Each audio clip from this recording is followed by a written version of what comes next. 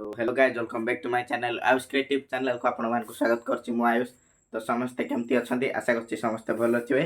More new vlog रे समस्त को वेलकम। तो आज कौन एमती क्लाइमेट सब चेंज होछि बोली समस्त तो देह खराब हे कि थाउछि। बेसिकली मम्मी को मोर तो देह खराब हे कि अछि। तो फास्ट मते हला तापर मम्मी को हेछि। तो एमती बॉडी पेन तापर मुंड पेन सब होछि। आ एमती टेम्परेचर टिके सब आछि आ। तो मम्मी तो मते टिके कमी जाइछि, एते भी कमिनी माने टिके कमिछि आ थरे होछि एमती। तो मम्मी को भी हेछि। तो ताके आज किछि रोषेई करि पारिबेनी। तो सेथिमे आज मु सब रोषेई करबी। तो देखिबा केमती कोन आज रोषेई करछि। तो वीडियो को लास्ट पर्यंत देखंतु। तो देखि पारथिबे हमर फुलबाणी रे एमती 2-3 दिन हला एमती ही पागो करिछि। एमती वर्षा होनी कि खरा होनी किछि ना, एमती टिके टिके वर्षा हो जाउछि तापरे कमी जाउछि। सेते समस्त को देह खराब लाउछि। जेमती मम्मी को हो, मते हो, भाई को भी टिके टिके सेमती लाउछि। तो हो छाड़ो ए कथा। तो आमे एबे जिबा आज रोषेई तो मु करी, देखिया कोन रोषेई करी। तो देखि पारथिबे एटा आमे अंडा आनिचु। तो अधिक आनिनु, 3 जण लोक 3टा ही खाइबो, आ अधिक कोन खाइबो, अधिक खाइले पेट गरम हे जो। एमती तो ହେଇକି ଅଛି ସମସ୍ତଙ୍କୁ। ତ ଦେଖିବା ଆଜି ମୁଁ କେମିତି କ'ଣ ରୋଷେଇ କରୁଛି ସବୁ ଆପଣଙ୍କୁ ଦେଖେଇବି। ଭିଡ଼ିଓକୁ ଲାଷ୍ଟ ପର୍ଯ୍ୟନ୍ତ ଦେଖନ୍ତୁ।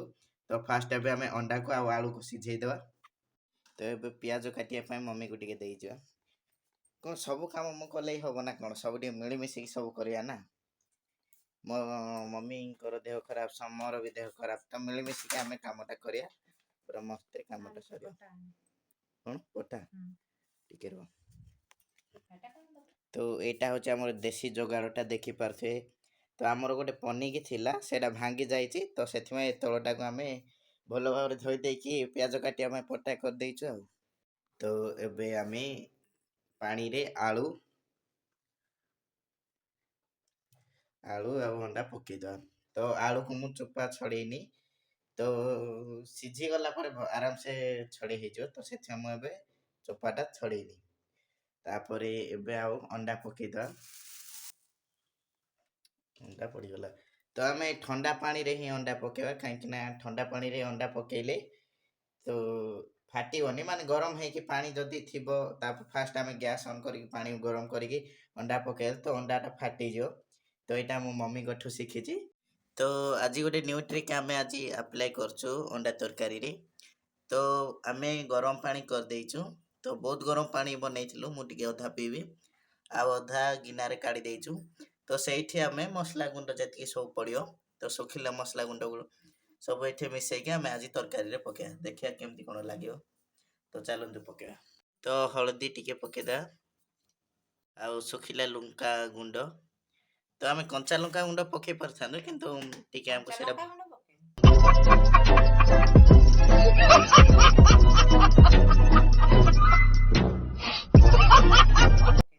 ए कंचा लंका गुंड करजे, कंचा लंका पके परथानु। तापरे किंतु एते पकेन थाउ, से सुखिला लंका गुंड टिके पके देलु। तो एटा जीरा गुंड ना धनिया गुंड जानिनी। तो एटा पके द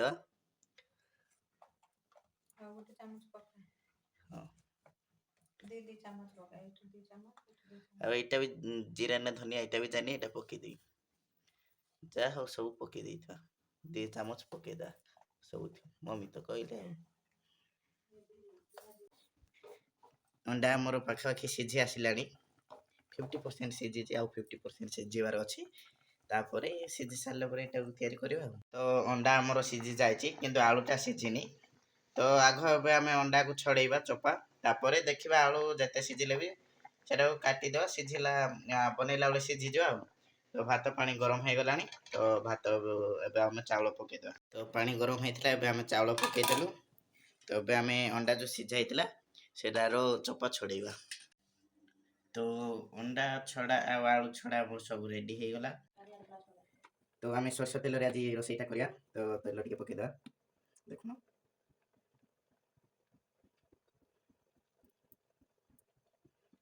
तेल टिके गरम होगा देवा। तापर अंडा पकेवा। तो तेल तातिकी अंडा पकईकि मु दौड़ी सीधा। मो जीवन को मत बहुत भय। तेल छिटी गला मुह को बोले सरीगला कथा। मोर अवस्था और किसी रही तेल बोधे ताती गला तो पकेद अंडा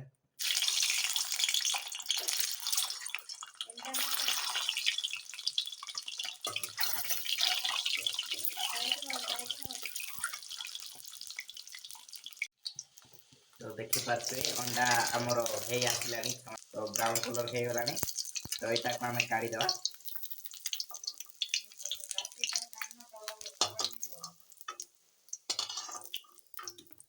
तो तेल हो गला तेल गरम हो आसिले तो आम यहाँ छेचा पियाज तो आम पियाज काटिक यहाँ छेची तो यहाँ पकेदा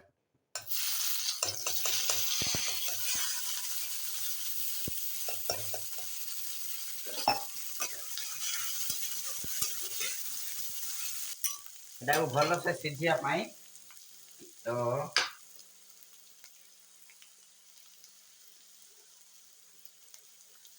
लुण टे देदेवा एतिकी नहीं आ टिके दे जदि कम है तो पर आउ थे आम लुण पकई खाई पार एटा को एमती मीडियम फ्लेम रे बसई किसी समय यहाँ को आम घाटियापी आसवा तो एमती किसी समय छाड़ी यहाँ को आम गलैयापी आसवा तो देखी पारे तो पियाज आम कषि हो गला तो आम गरम करके जो पानी रे से मसला पकई रखिले सब ये पकेदा पकई दे आ गोटे जिनसा आम भूली जाइलु चिकेन मसलाटा तो चिकेन मसला टी पकेदा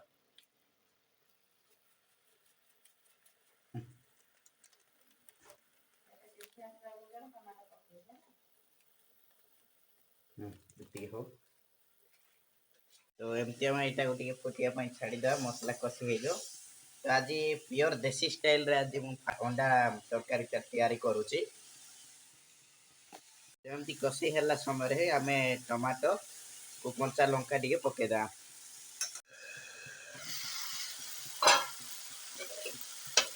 तो देखी पार्श्व यहाँ आम कषि हो आसला तो आम ये अंडा टे पकेदा अंडा को आलू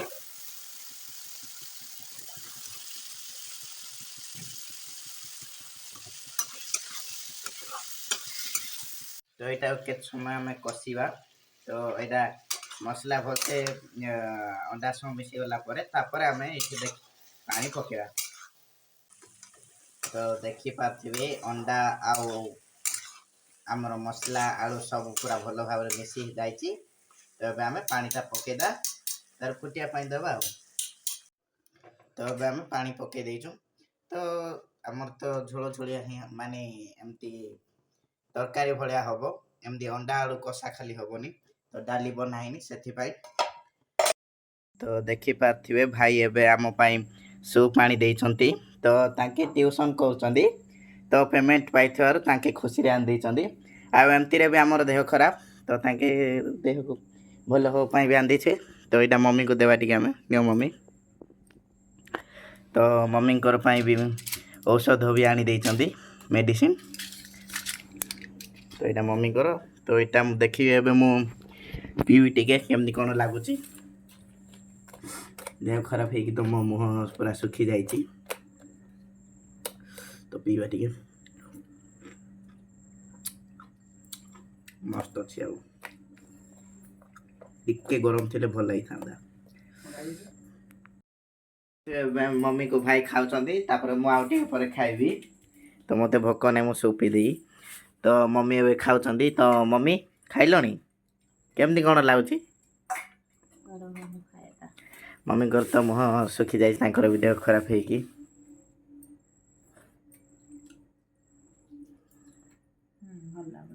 मोर फास्ट रोसईटा तुमको केमती कौन फास्ट ना बहुत बन केमती लगुच आज टे एक्सट्रा भल भाव बन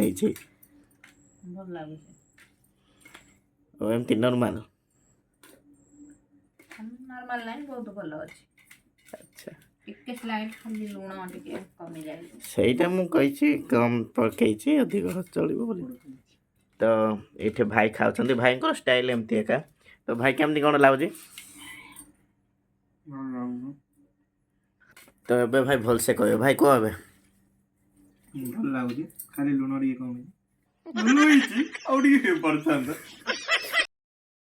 ସୋ ଗାଇସ୍ ଦେଖିପାରୁଥିବେ ତ ଆଜି ଦିନରେ ଭାତ ତାପରେ ଅଣ୍ଡା ତରକାରୀ ଆଉ ପାମ୍ପଡ଼ ହେଇଛି ସେଇ ତ ଖାଇବା ଆଉ ଯୋଉଟା ମୁଁ କହିଥିଲି।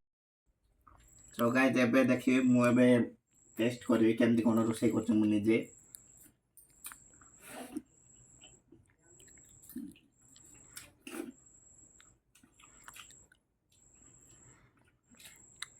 ଭଲ ହେଇଛି ଖାଲି ଟିକେ ଜଷ୍ଟ ଲୁଣ କମିଛି କାହିଁକିନା କହିଥିଲି ଏମିତିକା ଯେ ଲୁଣ ମୁଁ ମାପ ପାଇବିନି ସେଥିପାଇଁ କମ୍ ପକାଇ ଦେଇଛି।